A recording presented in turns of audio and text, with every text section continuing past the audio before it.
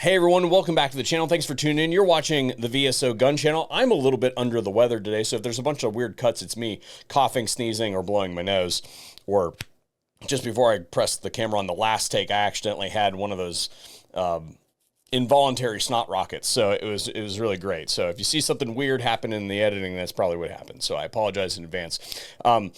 Last year, I said, as we were kind of closing in on the end of 2025, I said that we were going to do a series where I brought some of the videos that I've done in the past on suppressors and short barrel rifles and stuff like that forward into today, with the context that the tax associated with the tax stamp was being reduced to zero.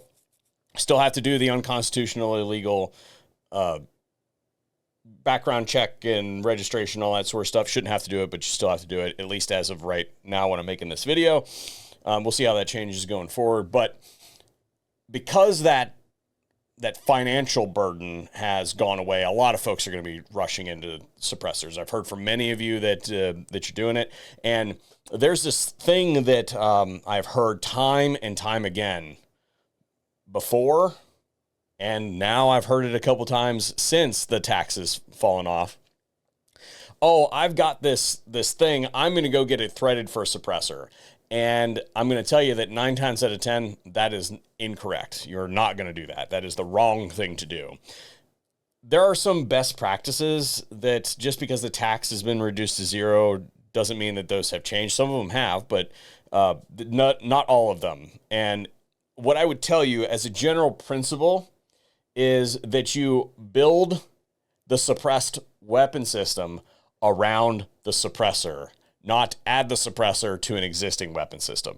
As a general rule of thumb, there are things that you should consider when it comes to the operating system, barrel length, gas system, all that sort of stuff when you're talking about making a suppressed firearm. And today I'm going to work you through some of the things that you should consider when you're looking at that. And if you want nothing else from today's video, just know that the best suppressor hosts out there are manually cycling firearms, but I know that many of you are going to want a semi-automatic firearm. And what we're going to focus on here today is the things that you might consider when you're talking about getting optimum performance out of something that you don't have to work the action every single time you shoot it.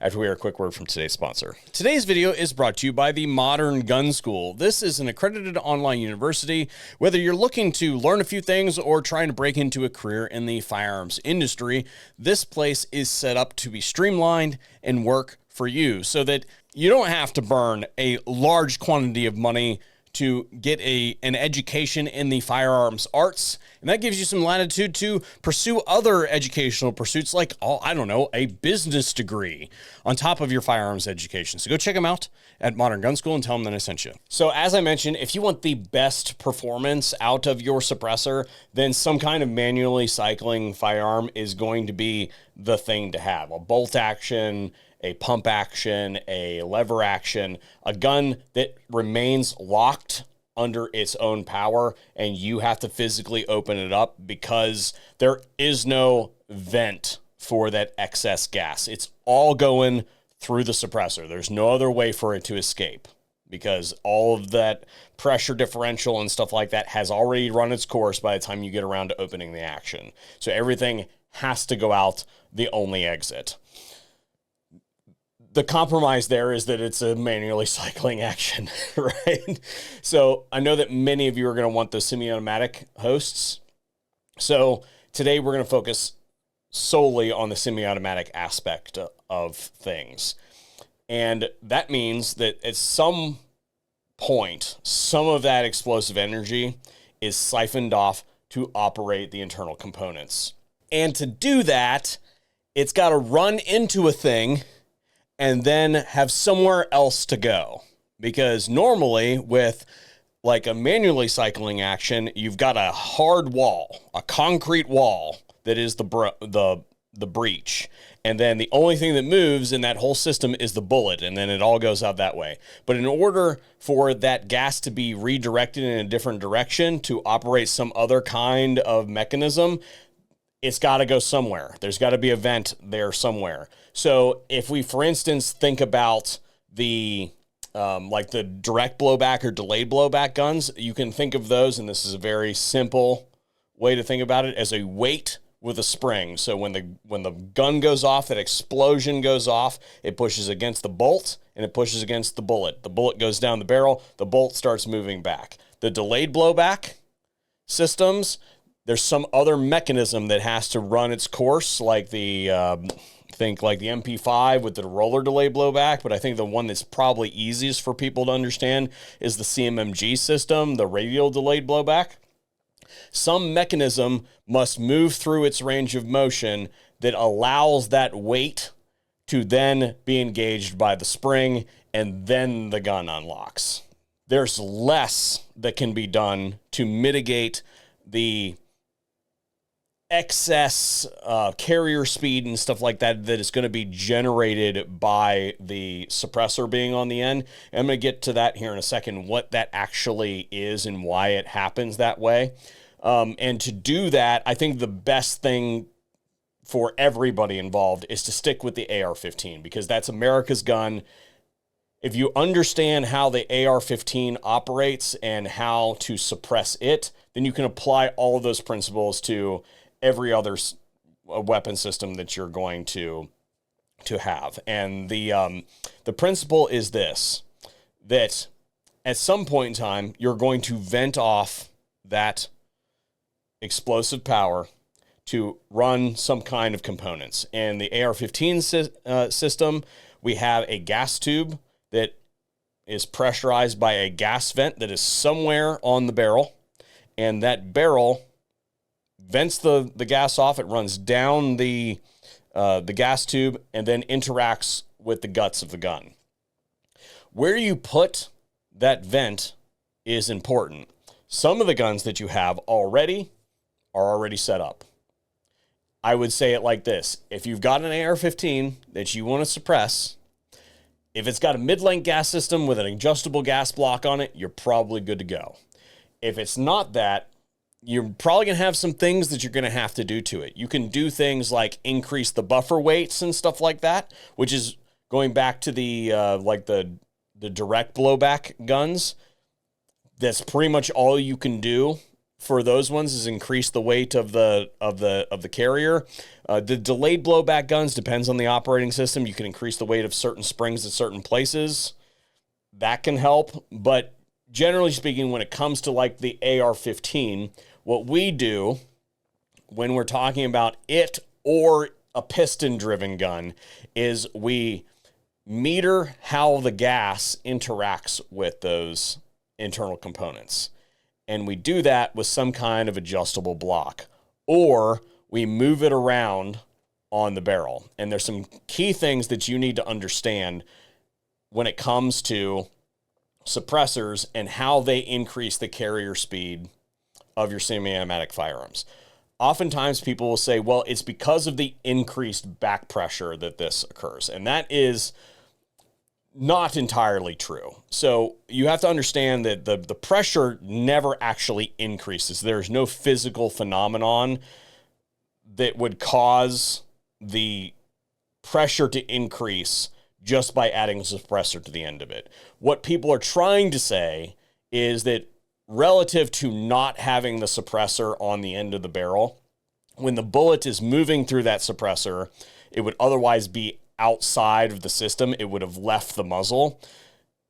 What has happened is that the flow is restricted longer because the bullet is in the suppressor. And you can think of the suppressor as artificially increasing the length of the barrel. And we'll come back to that here in a second. But it's not 1 inch of barrel to 1 inch of suppressor. They're not 1-to-1. It's not like a perfect, like, oh, you know, adding 6 inches of suppressor is equal to 6 inches of barrel. That's not what happens. I don't know what the conversion rate is or what that would even be. Just know that the system is pressurized still when the bullet is in the suppressor versus if it had left the muzzle. And I think that makes sense to a lot of folks. If you could freeze a firing sequence in time with the bullet in the suppressor, and you could instantaneously measure the pressure of that system, you would get a number.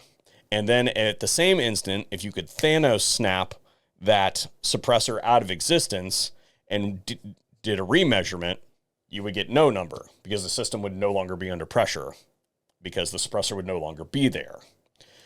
So what the critical dimension here is how far up is the gas port up the barrel. Think pistol length, pistol length, carbine length, mid-length, rifle length. Where is it on that barrel, and how much barrel is in front of it? That is called the post-gas length. And what this is wherever you put that gas port up the barrel, that is your input pressure. And you can look those things up for an AR-15. You'll see that as you go farther down the barrel, the pressure decreases. It's really, really hot at the chamber, and it's relative to a lot of things in life still very high, but it's not as high as it is at the chamber, because it has had time for that and space for that gas to expand into the hydraulic space that is behind the bullet. Once it passes that gas port, the system is pressurized. It will remain pressurized as long as there is some kind of system, whether it is the barrel or the suppressor, in front of it. So as long as the bullet is in there, that is the time that it is going to be under pressure. That is the dwell time. So how much, where is the port on the barrel? How long? How long is the space in front of the gas port? So if you were to, and I have some figures here for you, if you were to look at like this thing, for instance, the VSO rifles, if you were to look at those, that's a carbine length gas system, a 16-inch barrel. It's got a whole lot of post-gas length. If I were to run a suppressor on the front of that, then that is going to need more tinkering with it, because the farther up the barrel you get, the less pressure, and the less barrel that's in front of that gas port, the less time it's under pressure. So the farther you move that back and the longer the barrel is overall, the more impulse you're going to have on your components, and thus more carrier speed, more potential for damage or overgassing, or just straight up functionality problems with a system like that. If I were to, for instance, show you this one over here, which is actually a CMMG 308, I have the rifle speed gas control on this thing, and you'll see that that thing is right at the front of the barrel. There's only a couple of inches there, and what that means is that it's got a lower pressure relative to like a full-length 308 barrel, and it has a very low dwell time, the amount of time that it's under pressure. So in that case, I've got an adjustable gas block on there, because taking the suppressor on and off of the gun will literally cause the gun to not work at all. The amount of extra post-gas length that is generated by that suppressor drastically increases the amount of impulse that is provided to those internal components, and it will drastically change the way that the firearm operates, to the point where, without having it set in that configuration, it will work or not work depending on if it has a suppressor on the end of it. As I mentioned with the delayed blowback and direct blowback stuff, there's not a whole lot you can do there except for change the weights. There's also increased weight buffers, carriers, and springs available for this particular system. So you can get a heavier spring. You can get a heavier buffer. The heaviest buffer that I have is an 8-ounce buffer. It's kind of ridiculous, but there are some applications that it's really good for. The heavier carriers or lighter carriers, stuff like that. And when you're talking about the AR specifically, or anything that uses that kind of upper lower interface, whether it's a piston gun or whether it's a DI gun, is that you really have 2 points of control. You've got what's going on in the back, so the weights of the buffer, the spring, the carrier, all that sort of stuff that you can play with. And then you've got the gas system. And I put it to you like this. You all took microscopes when you were in high school, right? Or grade school, maybe even. You've got the coarse adjust, big knob, fine adjust, little knob, right? So you do your coarse adjustments with the weights. And then you do your fine adjustment with something like the rifle speed gas control. There are other ones out there, but that's my chosen one. We will have a project coming on those pretty soon. And I also published a video a couple days ago on how barrel length impacts the performance of your suppressors. I'll have that listed in all the relevant places. If you learned something, then sound off in the comment section down below. If you think that this was a redundant video that you didn't really need, then also let me know about it in the comment section down below. And if you know somebody, specifically somebody who's getting into suppressors for the first time, send them this video. Save them some headache. I just don't want your guys' stuff to get busted because you thought it was going to work and then you got disappointed with it. I want y'all to have the greatest experience with this new leg of the race, so to speak, when it comes to getting rid of the NFA. I want you guys to have a good time. And the best way to have a good time is not waste a whole bunch of money on breaking your own stuff. Take it from a guy who's done it for you already. Thanks for watching. Hopefully we'll see another video here at the VSO Gun Channel.